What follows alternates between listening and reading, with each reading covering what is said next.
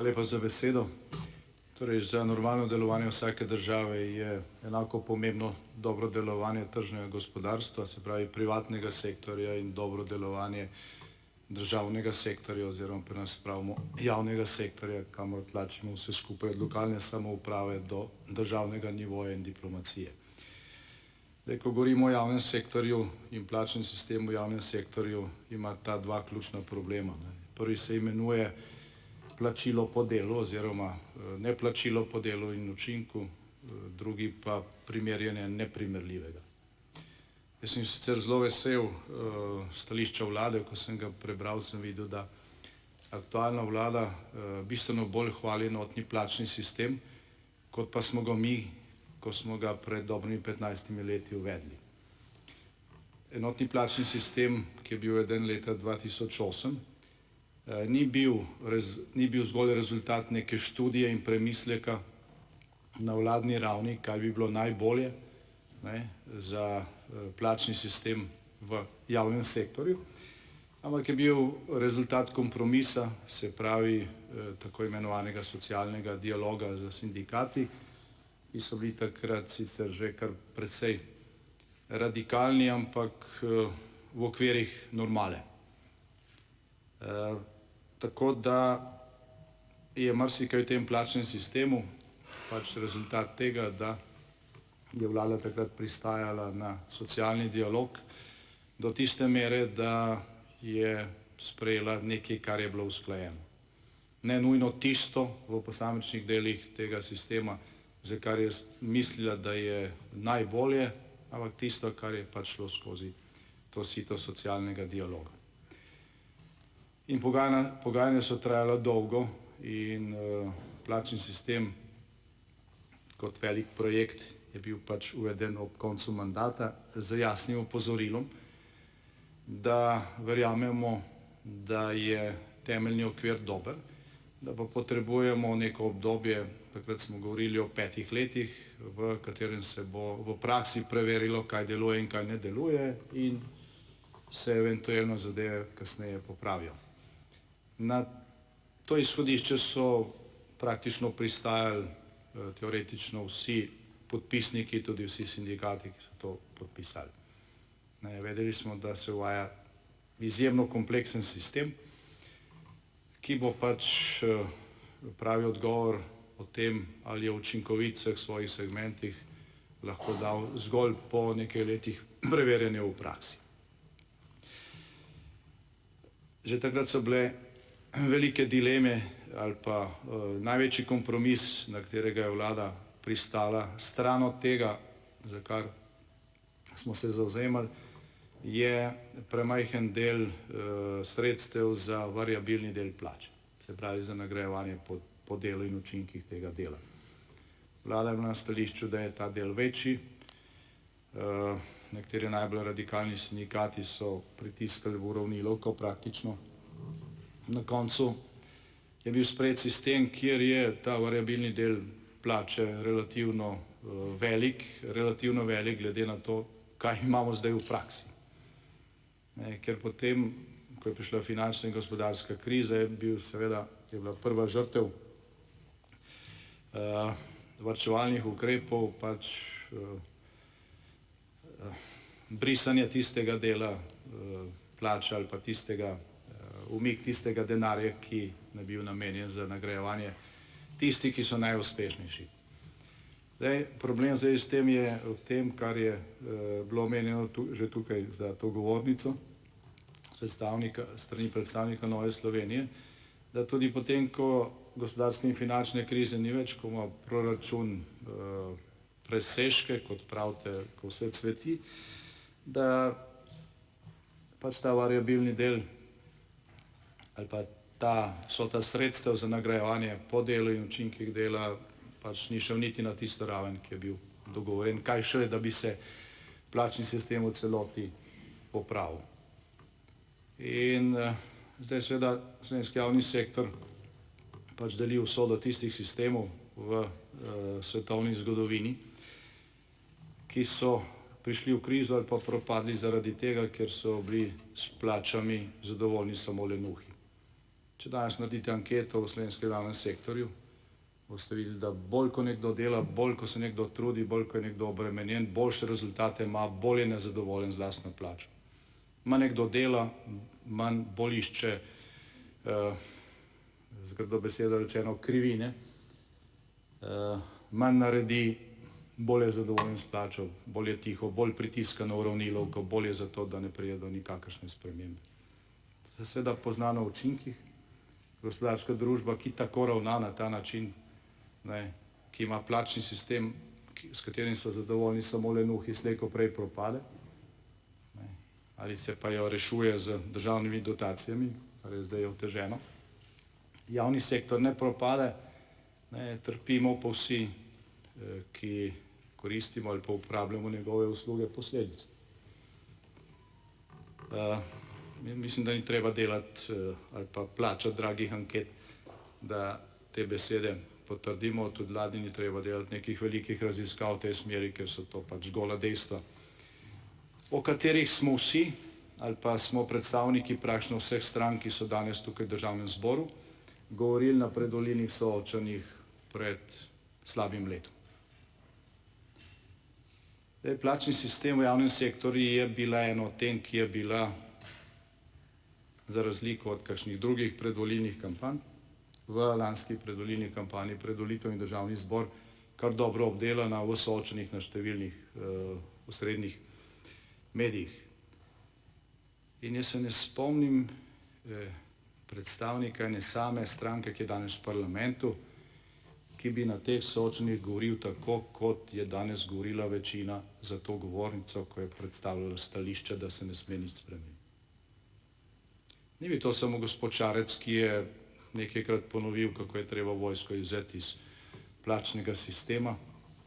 Ne, praktično vsi predstavniki strank so bili naklonjeni neki reviziji, zdaj po 15 letih, in velika večina se je strinjala s tem, da je treba drugače obravnavati administrativni del javnega sektorja in storitveni del javnega sektorja. Tudi večina teh strank, tudi večina predstavnikov teh strank, ki ste danes v manjšinski vladi. Odkje je takšna sprememba po manj kot enem letu? Odkje je, rekel, takšna moč neuporabe inštrumenta, ki ga ima osrednji medijski prostor v Sloveniji, da noben medij ob teh razpravah ne pokaže razprav, pa zatrjevano takrat, ampak se vsi delajo, kot da se ni nič obljubljalo, da se ni nič spremenilo. Glejte, to me še vedno preseneča, čeprav sem že veliko videl. Daleč največje strinjanje, ker se je seveda to vprašanje predvsem vedno fokusiralo na stanje v zdravstvu, neizvedeno zdravstveno reformo, na stanje v Slovenski vojski, ki je 3-krat do lani, zdaj že 4-krat dobila negativno oceno. Ne bom rekel absolutno, ker je ena stranka imela skozi pomisleke, ampak daleč večinsko strinjanje je bilo, da pa je treba, ko gre za plačni sistem, najprej nekaj narediti v zdravstvu in pri Slovenski vojski. Zaradi tega smo danes tudi vložili ta priporočila. Dejstvo pa je, da lahko se še tako sprenevedamo in zapiramo oči pred temi problemi. Reforma sistema plač v javnem sektorju bo morala iti v obe smeri, kjer sta danes ključna problema, se pravi v zagotavljanje daleč večjega dela sredstev za plače, za fleksibilni del, se pravi, da bodo tisti, ki bodo v določenem mestu več naredili, tudi bolje plačani, da bodo njihovi šefi imeli možnost, da jih bolje plačajo, da jih bolje ocenijo, da so bolje nagrajeni, in drugo v to, da se naredijo sistemski popravki, tako da se isti kalup ne razteguje enako na storitveni in administrativni del javnega sektorja. Administrativni del javnega sektorja mora absolutno ostati znotraj enotnega plačnega sistema. Pri storitvenem delu pa po 15 letih, mislim, da tudi če zelo ne gledate, je jasno, da nikoli znotraj istega kalupa ne boste našli zadovoljivih rešitev. Ta sistem predvideva za posamične dele tega sektorja, še posebej za varnostni sistem, možnosti dodatnega nagrajevanja, neke okvire, ki se jih je dalo takrat izpogajati sindikati, samo gledajte, pri Slovenski vojski ta 30% manevrski prostor je premajhen. Ker poklici, kot je vojaški, policijski, pravosodni policist in še nekateri, lahko so recimo danes popolnoma primerljivi z nekim bolj zahtevnim administrativnim delom. Čez en mesec se to lahko spremeni in to ne za 30%, ampak za 300 odstotnih točk ali pa za 500 odstotnih točk. Pa tega ne morete nagraditi. In enako je v zdravstvu, ko je kriza, kakorkoli. Tako da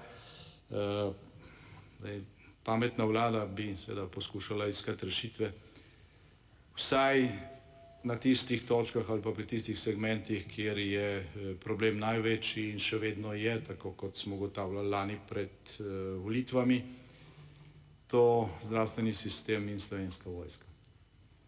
Pod vsako levo vlado se obrambna moč Slovenske vojske ali pa slovenske države vsako leto zmanjša za 5 do 10 odstotkov. Toliko manj je kapacitet. Če šlo to naprej s tem tempom, bo Slovenija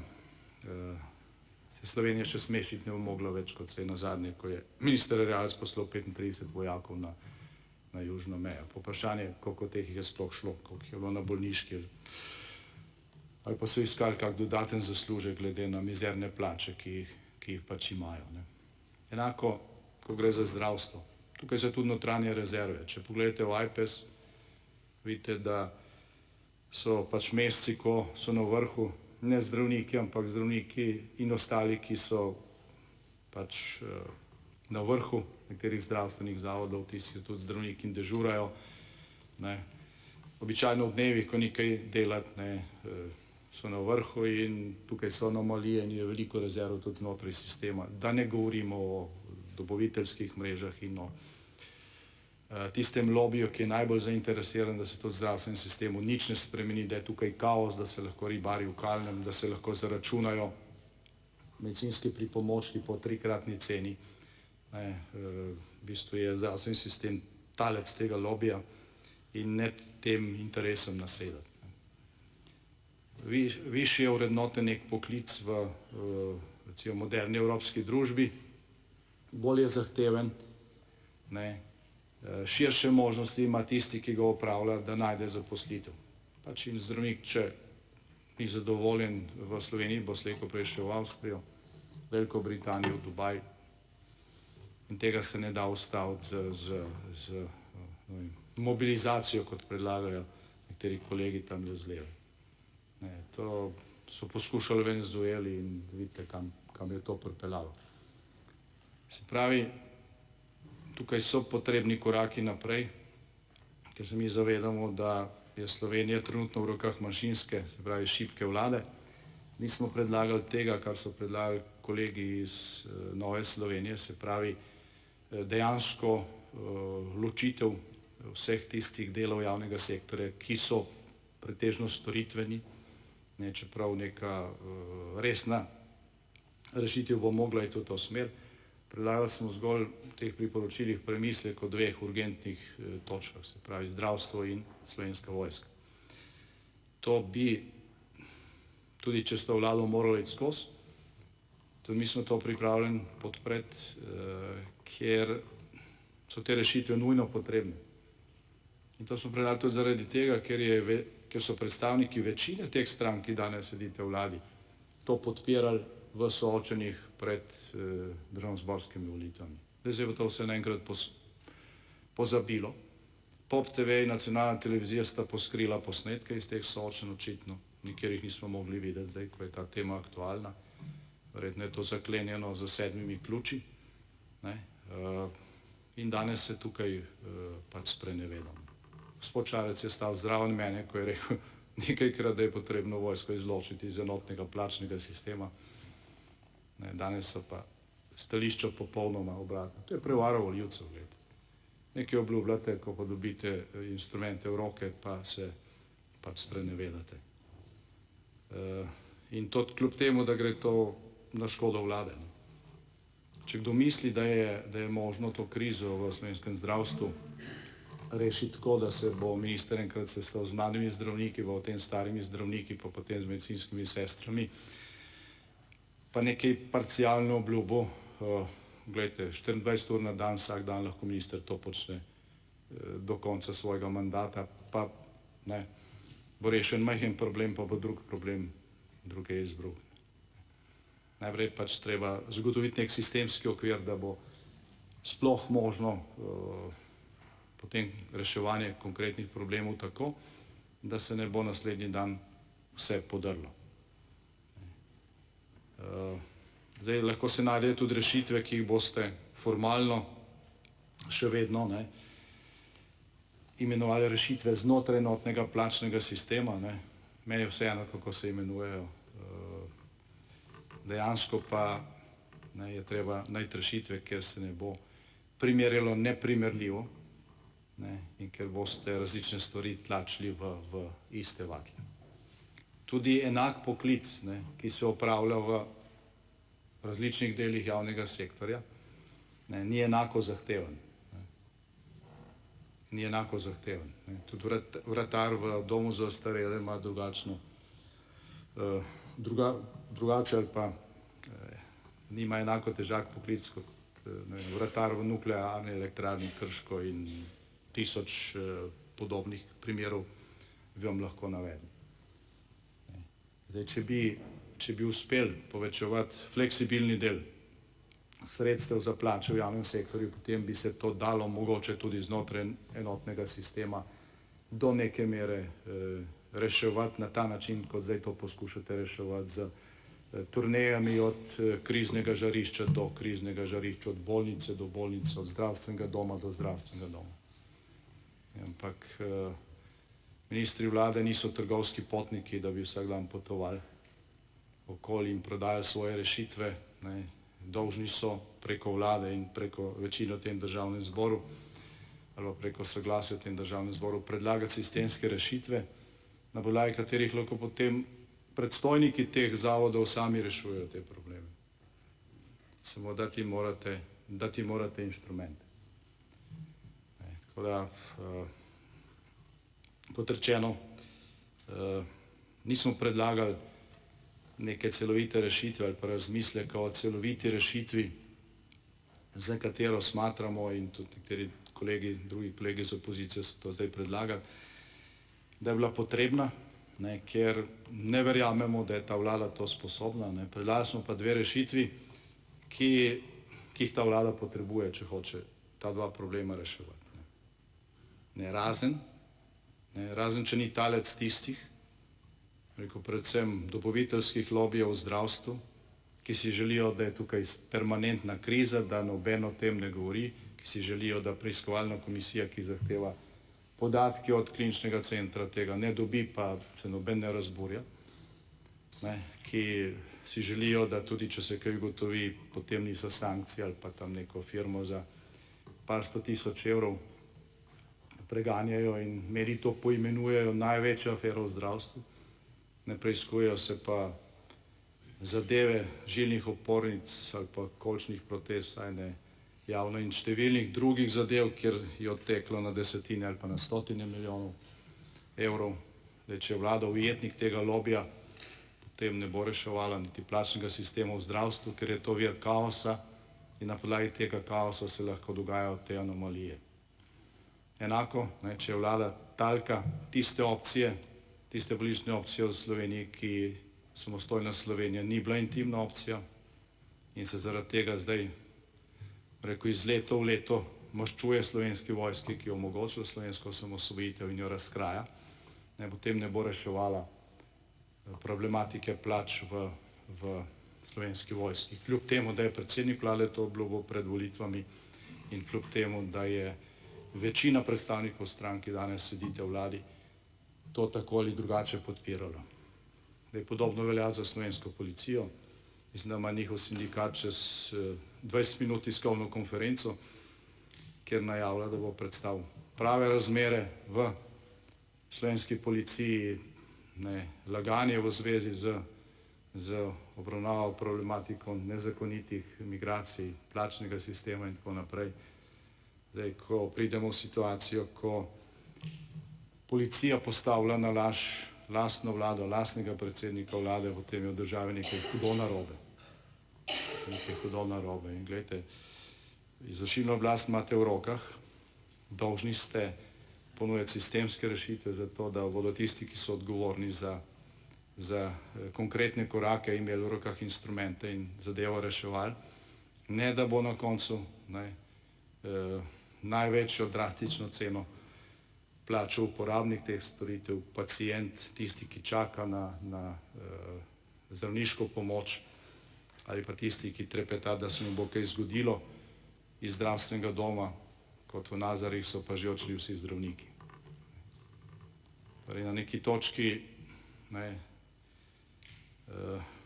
se je potrebno odmakniti od tega, kdo je kaj predlagal, kdo je kaj ponudil, in gledati v tej smeri, ali je kakšna rešitev realna, ali deluje, ali pije vodo ali ne. Hvala lepa.